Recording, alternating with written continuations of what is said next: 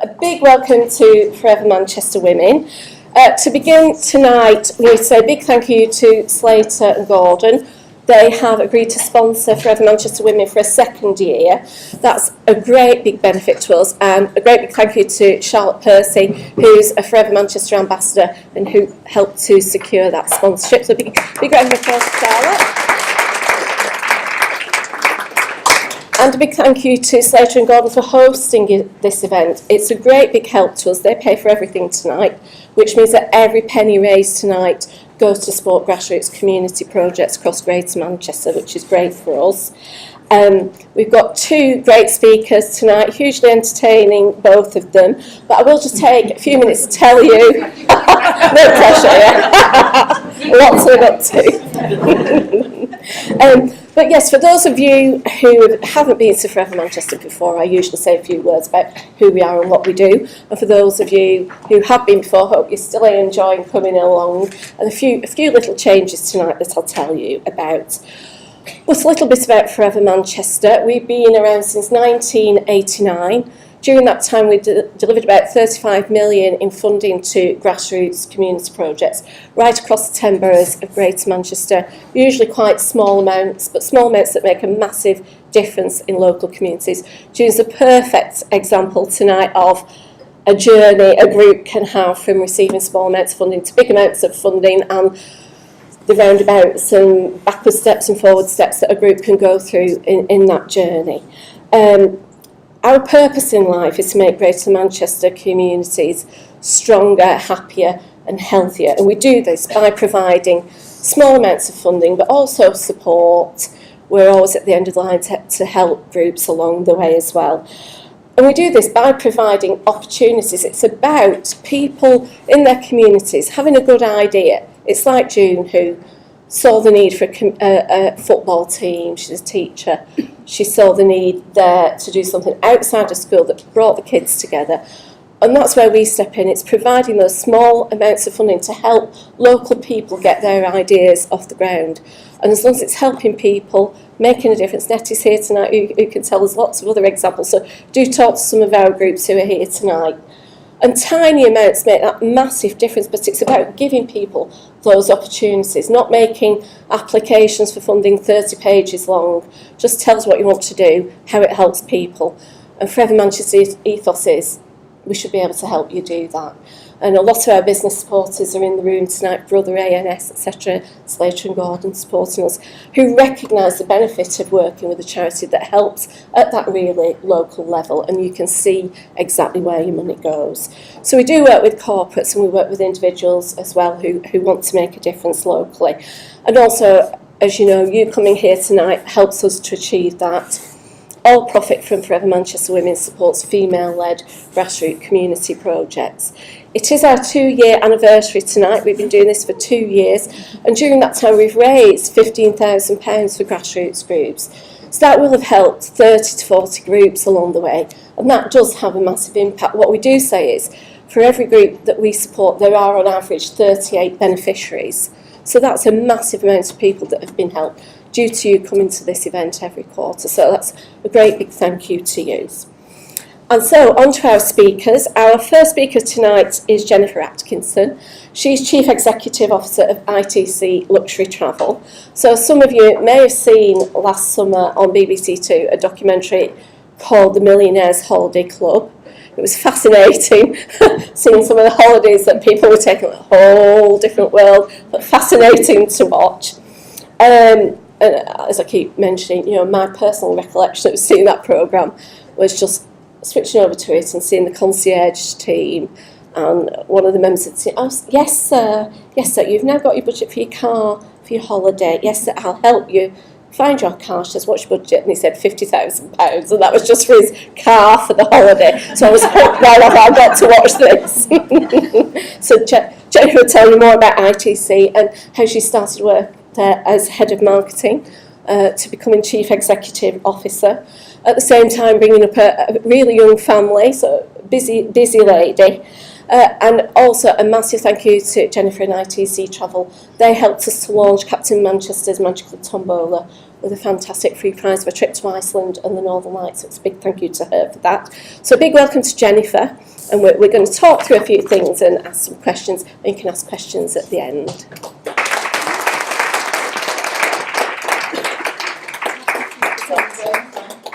I don't know how I feel about being wireless. I feel like I need to hold on to something. like a prop, yeah. Should we be Parkinson? So really, we're doing some poetry. Can you tell us how and why you went to first work at ITC Luxury Travel? Well, how can you not? So welcome everybody. My background was marketing. I was in a marketing agency. I grew up in an age where TV ads were like the coolest thing. I decided in school I was going to be doing Levi ads and doing really cool stuff. As it transpired, I went into an agency, and I see there's a few agencies here today, and my first account was a Skoda car dealership and I was doing little classified ads, and I was thinking, this isn't quite what I had in mind all those years ago. Anyway, so fast forward, I was in marketing, and I got into a company some of you might know, McCann Erickson, and I was working in some of their travel brands.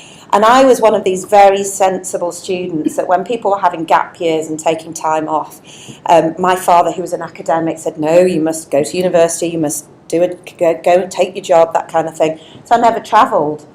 And when I was working at McCann's, I was starting to work with Lum Polly, and I was thinking, this is possibly a way for me to travel. I never did do the travelling thing. I can work with travel companies and actually travel. So a headhunter approached me and said, do you want to work for this company in Chester? And I live and still live in Manchester, and I thought, no chance. There is no way I'm spending my life on the M56. 13 years later, I spend my life on the M56. But I walked into this business, and it was very entrepreneurial. It was founded in the 70s when Barbados was like super cool. It started with a bar in the Caribbean, actually, where, would you believe, the barman was Daniel Craig's dad, which is quite cool. We had royalty, Rolling Stones, all sorts of went to this bar, and we sold, or the company back then sold holidays just to the Caribbean. So I met the founder. He was incredibly charismatic. He was telling me, rah, rah, rah, Barbados this, Barbados that. I was thinking, never been to Barbados. I'm from Leeds, act posh. Yeah, Barbados, whatever, it's really cool. Have you been? No, I've been to Magaluf. I was trying to sort of project my inner posh. Anyway, needless to say, you always used to call me that girl from Leeds that runs my posh company. So I met him, thought I arrived, thought never going to take this job, met him, thought this is fantastic, how can I not? And I joined as a marketing manager 13 years ago, coming up for 13 years ago. And I think if somebody then had said, fast forward 13 years, your business would be turning over £90 million, making £4.5 million profit. You'd own it. You would have done 2 private equity deals.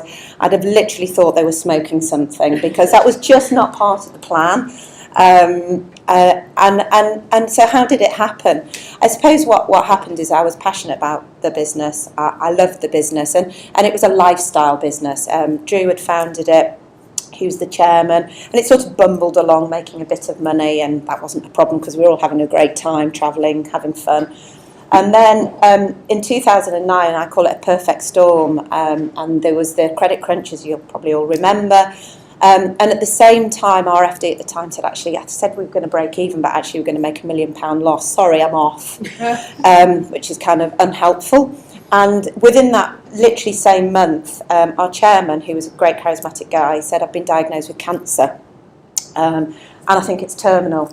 And I was head of marketing at the time, and I just thought, oh God, but I love this business, and these people are great, and we're having a fantastic time.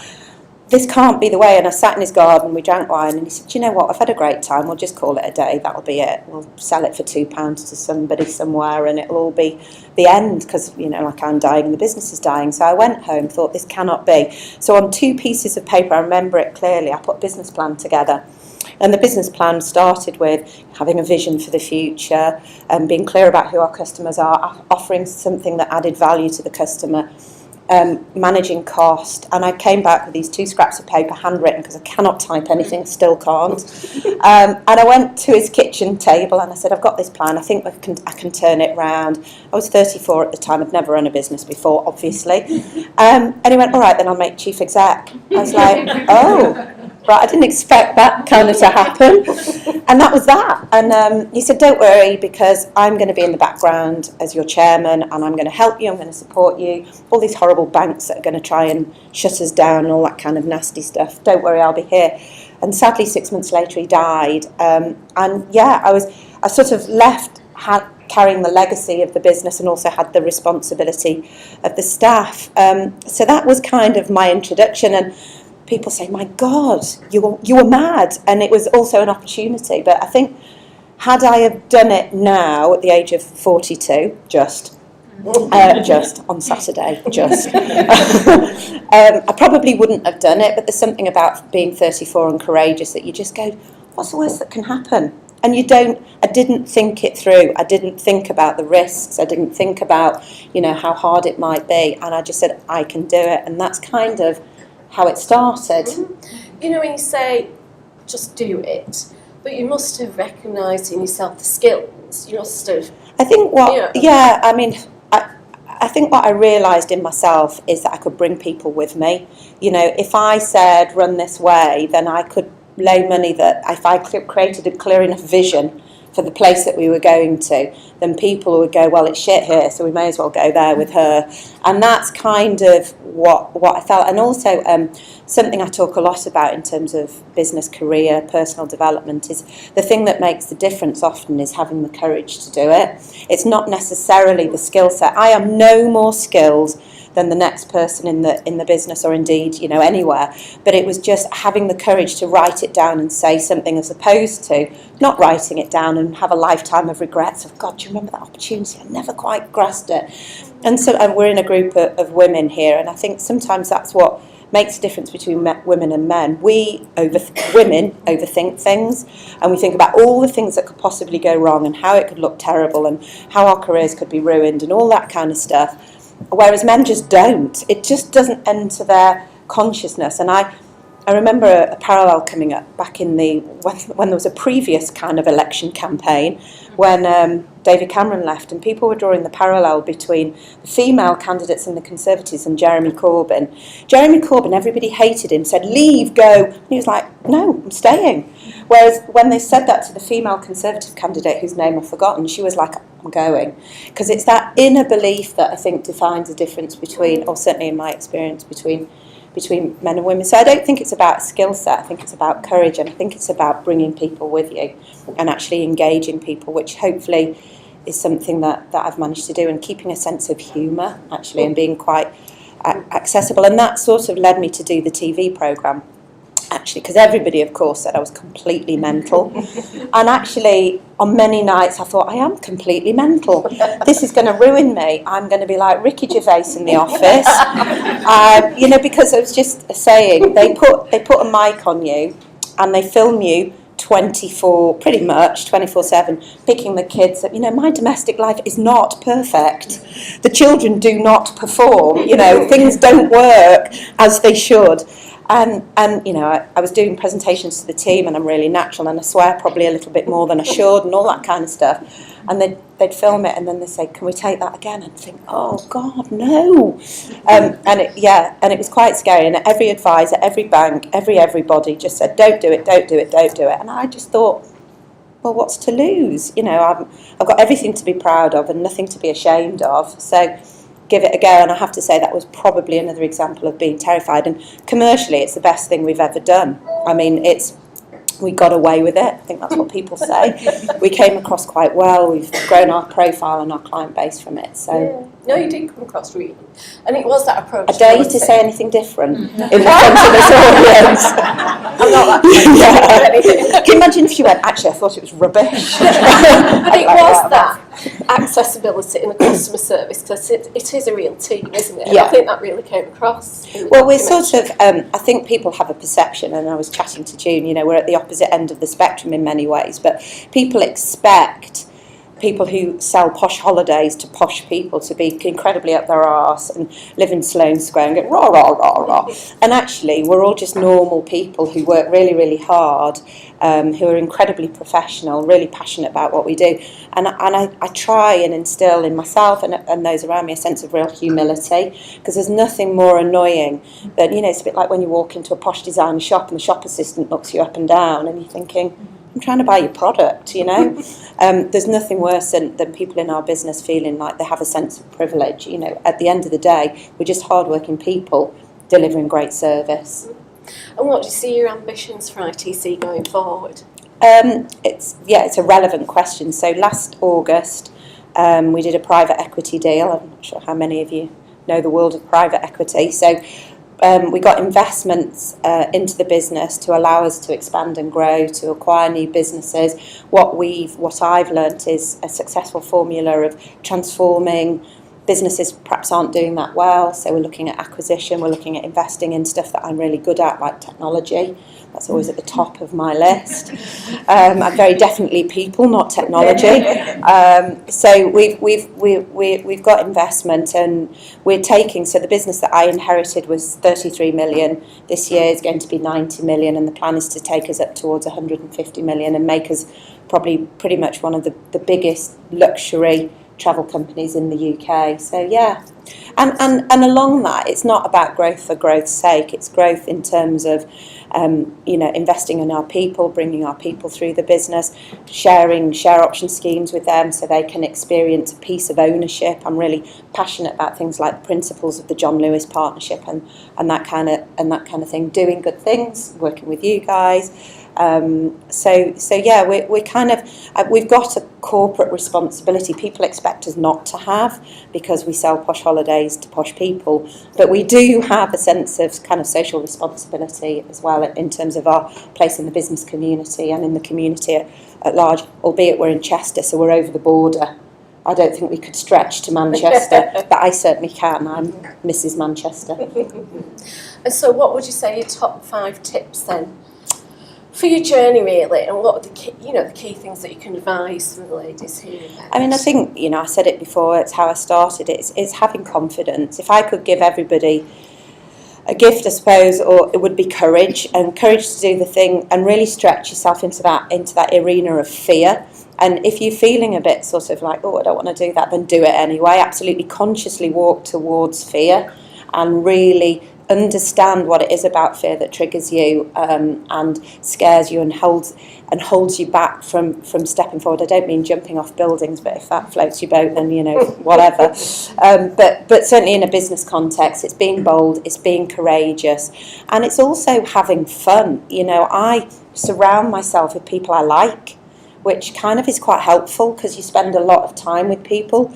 So I really want to be with people who I would spend time with socially. That's not to say we're all the same, because we're all very different, have very different skill sets. But ultimately, you've got to have a sense of humour. You've got to like people you work with. And if you don't like it, then think about what it is that you do want. Because I think as women, we're really good at articulating what we don't like.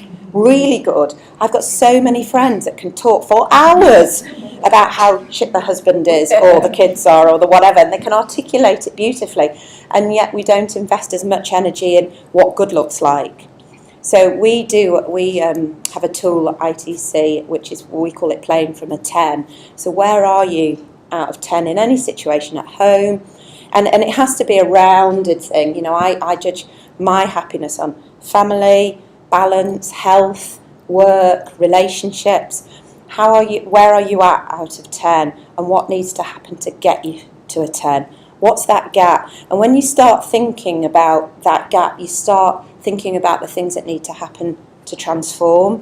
And I think personally for me that's made a massive difference, because you can, as I say, sit at a 6 for a long time and become really well practiced at articulating all the reasons you're not at a 10, as opposed to directing that energy into creating a 10. I don't know if that's 5 things, 2 things, 10 things, but those are some of the thoughts I have, and I think it's really important, particularly for women. I'm not some kind of ambassador for women in business or anything like that.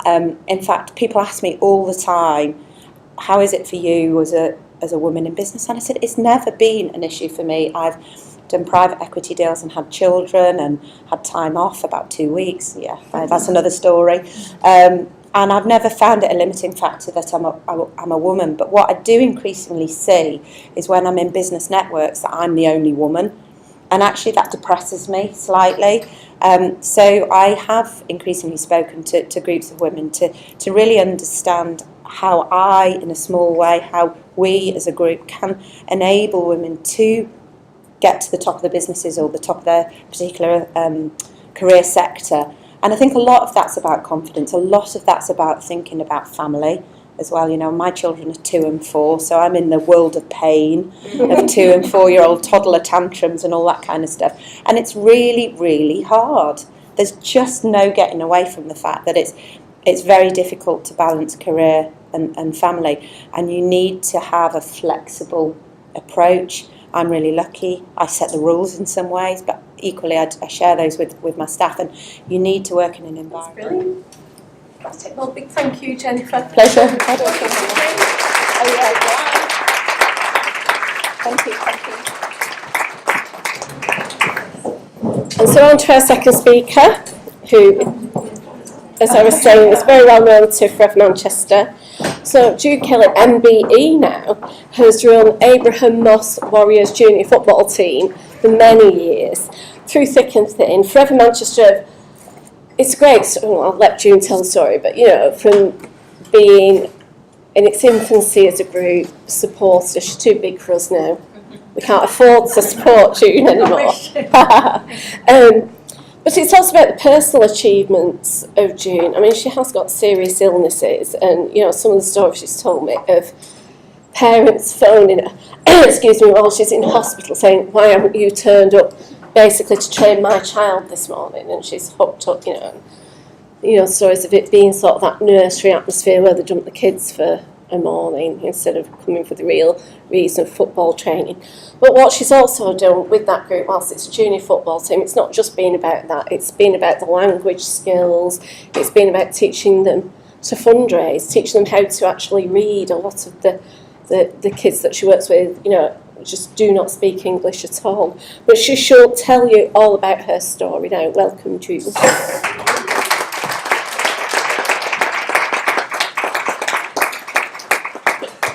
Thank you very much. No, it's very hard to follow you right now, you know, so none of you is quite so good, but here goes.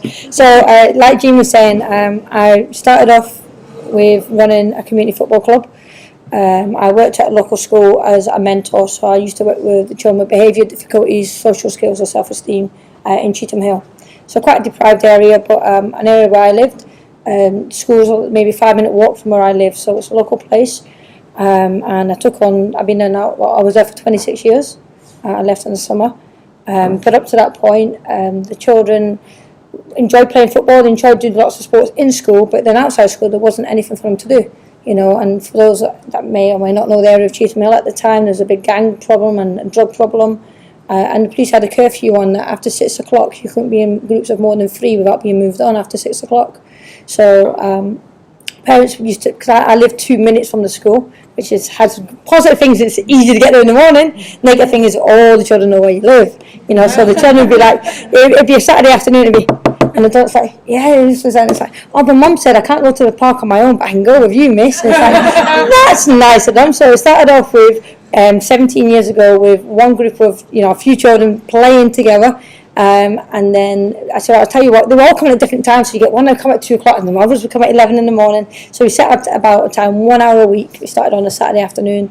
And then they told their friends, who told their friends, and unfortunately my life was over. So I went from doing 1 hour a week to doing every single night of the week and being in school as well. So all voluntary. So obviously working in school, obviously getting paid for, but obviously voluntary in all the evenings. And we started off with like 12 children, and we approached Forever Manchester, and they gave us, and this back in 1990, so not long after they kind of first started. And I think the first pot of money was £1,000. You know, and it doesn't sound like a lot, you know, probably to most people in this room, probably doesn't sound like very much money. But that £1,000 was enough to get us a kit and to be able to pay for our league fees to join one of the local leagues. We struggled for transport to get there because a lot of the children's parents don't happen to own a car. So, you know, we didn't manage to get to a lot of the away games, but we managed to do all right in the home games. And from there, we kind of developed. And by the end of year 2, we had over 300 young people a week attending the club, all from Cheetham Hill. Like I said, one of the conditions was they had to live in the Cheetham Hill area to attend, because there was no sports facilities and nothing else going on. But fun was really, really hard. So again, we relied on Forever Manchester a lot in those early couple of years, and we'd be constantly putting in more and more bids. So like for Comet Relief, and there was the Manchester Fund, you know, the Grassroots Fund. You know, there were so many different funds that we're doing, and one of our biggest ones was actually at a similar event like this at Urbis. I don't know if you can remember, and we were giving this talk on Bank of New York. Were sitting kind of at the front, and we were first on, and I brought a couple of the boys from the team to kind of tell them a little bit about what the club's about, and the whole front row got up and walked out, and I thought, God, what rubbish. You know, everyone else had got these really cool, you know, it's like following yourself. Everyone else had got this really cool, like, presentation. And, you know, there's this really slick, like, slideshow. And there was also, like, a couple of kids. And so we were just, like, chatting and telling them all about what everyone was warriors kind of do in the community. And they literally got up and walked out. And I thought, oh, we were rubbish. I mean, and it came back to the end. And actually, they'd gone out to phone their bosses and to see whether or not they could give us some fun. And we walked away with £5,000 at the end of the night, which was fantastic. And that slick community group, sorry, but didn't get anything, you know. It's like, so, you know, they had this really cool video, and it did look really, really cool. It's like, oh, they're pretty decent now. But it was talking from the heart, and, you know, and that's what it is. You know, did I actually set up to kind of run this really cool group? No, I didn't. Like I said, it's because these kids were knocking on my door. But we have had to overcome lots of things. So, and I don't know how much any of you have actually looked us up or anything. Some of you may or may not have. In 2003, we hit the headlines for the wrong reason. I just won National Coach of the Year, which was pretty good achievement because it was against all the men. And like I said, back then, it wasn't that many ladies playing, you know, not just playing football, but actually running a football organisation. So to be named like the best coach was quite an achievement. And the league like bigged us up and said how proud we are to have you part of our league and all this. And I got my award of Beckham at an England match at half time. So it's, you know, a really cool day. And the very following day we were at the league, and it was an under-12 team in the Barry and Radcliffe League. And we happened to have children from, at the time, 8 different nationalities, of which most of them were Muslim, the majority of the children, and needed time off for fasting for Ramadan. We'd had it off the previous 2 years, but it came out, you know, every year you had to put in a new letter. So we put it in, and I said, they literally just bigged us up, you know, in a room like this. It's like, oh, how proud we are to have June as part of this. And then on the other hand, they turned around and said, oh, by the way, your request for Ramadan has been denied. It's like, pardon? I must have heard that wrong. I thought, you know, because like, everyone's like saying how cool it is. Yeah. So I went to the end, I went to see her, and she says, yeah, we've decided this year that you're not. And her actual words is, if you get rid of your Muslim players and sign English players, we'll let you stay. And it's like, you can't do that. I said, that's racist, you cannot do that. I mean, literally, they bigged me up less than 2 minutes before. I mean, honestly, it's really gone from being like really, you know, adulation in front of all these men, you know, because the whole league is practically all run by men, you know, and to actually kind of do that, it's like, you can't do that. So straight on the phone to the FA in the morning. We were based on the Manchester FA, but the league in Bury is based on the Lancashire. So there was a hearing, and again, all men that kind of run these kind of league hearings. I'd never done anything like that before. Like I said, I'd, you know, teach at school on a kids' football team. So we had to go into these meetings with these guys, and we lost. You know, they said there's no rule that says that they have to give time off for anything except Easter or Christmas. So I said, well, that's not fair, so I'm appealing. So we appealed, and we lost the appeal as well. So the deputy leader of the city council at the time, Martin Pago, he was our local councillor, so I got him to come on the board with me for the appeal, because I didn't know the solicitor and the law side of how we stood, because I didn't do things like that. So I was trying to run a kids' football team and just let them play. So he resigned after the appeals here, and I thought, Frank's going to need you more than ever. You walk out on us. And it turned out that it says at the meeting, what happens in the meeting stays in the meeting, and not now, obviously, it's at the press then. So he actually resigned so that we wouldn't get into trouble, and he leaked it to the press. And it was really weird, because I was saying to ladies on the table over there, following day I was on a school trip at the Royal Exchange, and the kids were doing this theatre show, and my phone's obviously off, and we're coming out, and all these TV cameras are outside the Royal Exchange. It's like, God, I wonder what's going on, and they're all shouting, June, and it's like, what? You know, honestly, I didn't for a minute think it was going to be. And obviously, it leaked to the press, and I did 48 interviews in just under 36 hours. And it actually gone national. We hit ITV News, Tonight with Trevor McDonald, BBC, Granada Reports. We hit Italy, France, Spain, you name it. Everybody wrote this story.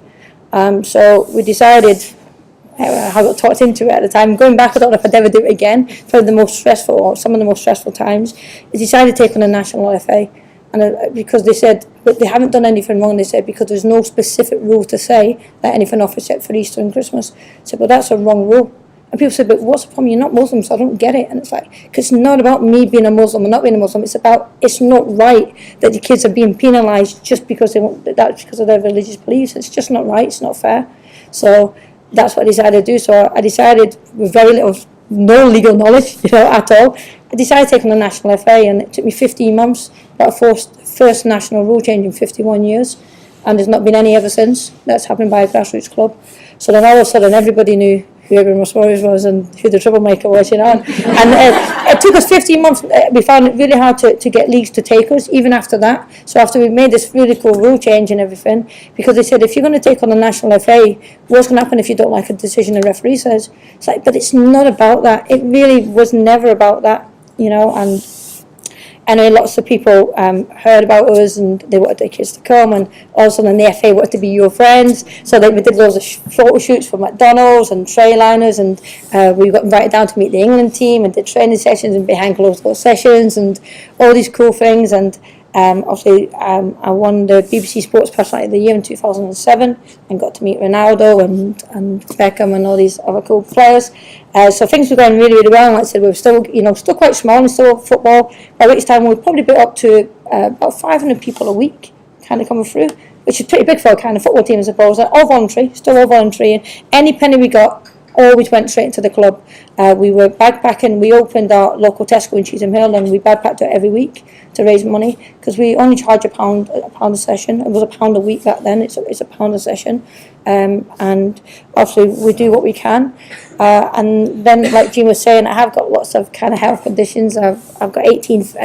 Maybe I look pretty cool. I don't know, but I've actually got 18 things wrong with me. I average at the moment between 5 and 6 appointments a week. And I still manage to do between 75 and 80 hours a week of work. On top of that, most of it's voluntary. But without it, then the kids have nothing to go to, and that's kind of what it is. We've got a lot of, we've had a lot of shootings and stabbings again in Cheetham over the last 6 months. Big crime thing still kind of going on again. So, the area is getting better, as in we're keeping children out of trouble, but there's still a lot going on. I was fortunate in 2009 to be named Pride of Manchester, and the following year I got the MBE, which was pretty cool. Thank you.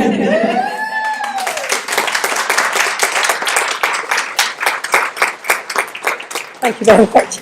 And then things kind of just progressed from there, and we managed to get a few more sponsors. Not many, but the day that I actually went down to Buckingham Palace to get my MBE was meant to be probably one of the most proudest moments, but actually turned in one of the saddest moments, because we actually lost all of our funding on the same day.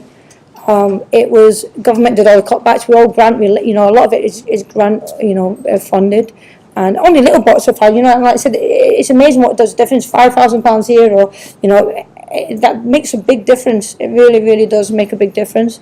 And yeah, we found out, we thought we were getting funding from Children in Need, and we didn't get it. And we had all our betting was all going on there. We'd asked for, I think, £40,000 or something to keep us going for the next few years. And we found out the day that I was actually picking up the awards. So, I'm thinking, yeah, well, you should be really happy, but then actually we weren't. And Forever Manchester were there for us again, and, helped us get through. A little bit of funding, obviously not the 40,000, but but they gave it sounded silly, but they gave us £1,000, but that £1,000 we really needed it at the time to keep going and to finish that season. And I remember I was just saying again to ladies over here, we had to go from 500 children to 50. It's all we could kind of afford. So it's kind of hard, and how do you choose which ones you want? Because they're all my favourites. They're like my big family. Like I said, we are one big family. People say, have you got kids? And it's like, kids, I've got 500 kids. It's like, when do I have time to have my own kids? I'm never home. I'm never home. Like today, I've been out from 7:30. I've been in school till like 3 o'clock, come straight here, and then we've got training when we finish here 7:30 till 10. I say, it's not even like it's life, it's like holiday. I was 23, I'm 46 now. I was 23 when I last went on holiday.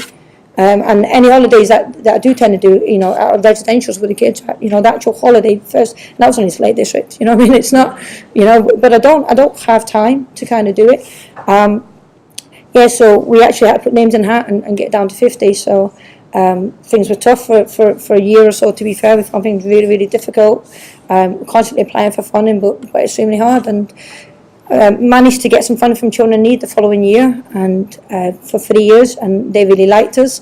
Why wouldn't they? You know, that's what I keep saying to them. Why wouldn't you like us? You would have liked us 3 years ago. You know, you would have. You know, you just and it's just one of those things. And they chose it as Project of the Year. So we got on obviously the BBC again, and obviously gets you out there and in this public spotlight. And then I was fortunate enough, in about 3 months later, to be awarded the Pride of Britain. I got named as it was to celebrate, it's the first time they'd done a sports award as part of the main Pride of Britain Awards, and it was to celebrate the FA's 150th year, and of all those people that could have got chosen for good things that they'd done, I got it. You know, don't know how really, you know, but I kind of got it, and part of it meant I got to go to Buckingham Palace, got to play football with Prince William in the gardens of Buckingham Palace with Michael Owen, which was a pretty surreal moment, and it was getting filmed. And you know what you're saying about the cameras, because like I said, they follow you around for 5 days. I said, you even go to the toilet, the microphone is on the whole time. And, you know, they come and film in the kids' sessions and whatever, and kids like trying to tell you things, and I'm writing on bits of paper like, microphone on, because honestly you couldn't say, there's, you know, like, because you know what kids are like, they come up with the most inappropriate things at the most inappropriate moment. And like I said, you know, we currently have 46 nationalities involved in the club. And like Jean was saying, it isn't just about football. We do a reading and writing programme. We started our own little library to try and get them to read, to make reading cool for the boys, so that when they come to football, they all change books, so all the boys read within their group. And they chose them. We took them to the bookshop. Poor Borders, it's shut down now, no wonder, you know, we were taking out. Borders bookshop used to be in Manchester Fort, and literally we were taking maybe 50 kids. It's like, okay, you've got an hour, go and choose what books you want. Go on do it. And it's like, because they're going to read them if they're going to choose them, or more likely to read them. And it's taken off from there. We've done a few projects, random projects called Mission X, Train to be an Astronaut. It's an international project with NASA in America. I remember getting this random phone call, and I get a lot of random phone calls. Please tell me when to stop, by the way. I can talk forever, so please just go like this when it's time. Just say, shh, you know, because honestly, I'll watch you. Because I'm not watching the clock at all, so please tell me. But it was middle of summer holidays, and I'm on the bus, and I got this phone call, and it's like, how'd you like NASA to come to the football team? It's like, who's NASA? And I don't know who NASA is, but I'm a football team, okay? I'm in Manchester and I'm on a bus. It's like, who's NASA? Thinking, I've not heard of that team. And it's like, no, really, straight up, and it's like, the astronauts. It's like, yeah, right, as if the astronauts are going to want to come to our football team. And we've just been named for the 5th time Club of the Year nationally and for the Northwest. So they were coming over doing some filming at Media City, and they were school holidays, and they wanted to meet some kids, so they brought these astronauts over to come say hi and spend the day with the kids. And I've got to be honest, I hated science at school, and I thought, you know what, it's a day, what's the worst thing can happen? It's a day, isn't it? You know, it'd be nice for the kids. It's an astronaut. I wasn't really spacey, but you know, it was fantastic. It was absolutely fantastic. And the following year, they run this international project. There was 28 countries take part. So the following year, I took part with it with the Warriors in the school, and we came first in the world, not just in the UK. And part of the prize was, we did it again. Part of the prize was go down to training a rugby team and teach them some of the missions, which was pretty cool. And then obviously Tim Peake became pretty famous, and he was going into space. So he did it again last year. We did the same project, and we came first again. Which is pretty good. And part of the prize this time was to go over to Cologne to the European Space Agency, take the kids. I'm not allowed to fly, unfortunately, because of my health conditions, so someone got to take my place. But they got to go and train in the anti-gravity chamber, and actually train with Tim Peake 3 days after he came back from the European Space. Actually, 3 days after he came back from the International Space Station, they actually got to go over and meet him in Cologne. Since then, he's come over and done presentations in New York, and the kids have met him a few times now, and they've kind of done a few presentations for them, so you know, it's really cool. So it's given them different opportunities rather than just football. And then kind of finally we decided to expand, so we found that the kids were doing good things and they were enjoying the football, but there was nothing going on for the siblings or the mums and dads, you know. So the kids were, like I said, they were going to meet the England team, and they were like in a few weeks' time we're going to go and play on the pitch at Stamford Bridge. They're playing at Anfield, you know. We've got them some pretty cool tournaments, and but their siblings are doing nothing, you know. So if you even see the parents, you're lucky, and you know, and if the ones that you do see, they'll drop them off by walking, because they all live in maybe a 10-minute walk of where we're based, which is based in the school. And then you wouldn't see them again till the end of the night, of which they're like an hour late picking them up, you know, if they do come and get them, and you're stuck there, you know, you're already, tired, it's 9 o'clock, and you'd be lucky if they'd be here at 9:45 or 10 o'clock. So we decided, let's try and pilot and do something for the siblings and the parents. So we started on a very small scale, just see how it went. So the idea is, you know, you drop your child off at football, and what does football, then why don't you do, say, badminton or a little bit of yoga or whatever it happens to be. And we were fortunate to get some funding from the lottery to expand it, because it went really well. We got some funding in November, which October actually. We started it in November, which now pays for me to be the full-time coordinator, because up to then it was volunteer for the last 17 years, so it's literally just taken over. And the target was 200 people a week by year 5, and the target by now was to have 6 activities up and running, at least 1 hour a week. We currently have 22 activities a week already up and running. We're averaging 450 people, new people, a week through the building, which totals there's about 725 people a week through the building, and it's run by we've got 29 volunteers on board. I'm just trying to create them all the time. We've still myself running the whole thing, and just 2 part-time coaches. Hence why I'm dressed like this, because that's why I'm going when I finish tonight, you know, to kind of help. So the idea is that, like I said, when you come, like now there's at least 4 choices on offer for every 2-hour block. So there's a ladies only session, and there's a mixed session for families. We've got the volunteers to run like a creche, so there's not even an issue saying, well, the younger ones can't take part in sport. So the parents will take it in terms of watching them in the corner, and they'll maybe do half an hour each. So we'll just be in the mother care and got loads of little toys for little kids to have. So there's something for them going on, and little assault courses that they can do. So they're still doing some exercises, even if they're a little bit small to do. And that's kind of, you know, where we are. And if somebody said to me, like, like you were saying, you know, when you first started, I was 34 as well, and when we kind of took on the FA. If somebody said to me back then that you know, you would have met the Queen, had lunch with the Queen, and I've been Buckingham 3 times. I've been to Downing Street twice. You know, we met, won all the international kind of awards, and you know, be to where we are now, I would say, yeah, right. We were a little kids football team in Cheetham, but yeah, nice thinking, and you know, but we are. So that's kind of the story of Edinburgh Royals. I hope I didn't bore you too much. And if anybody got any questions.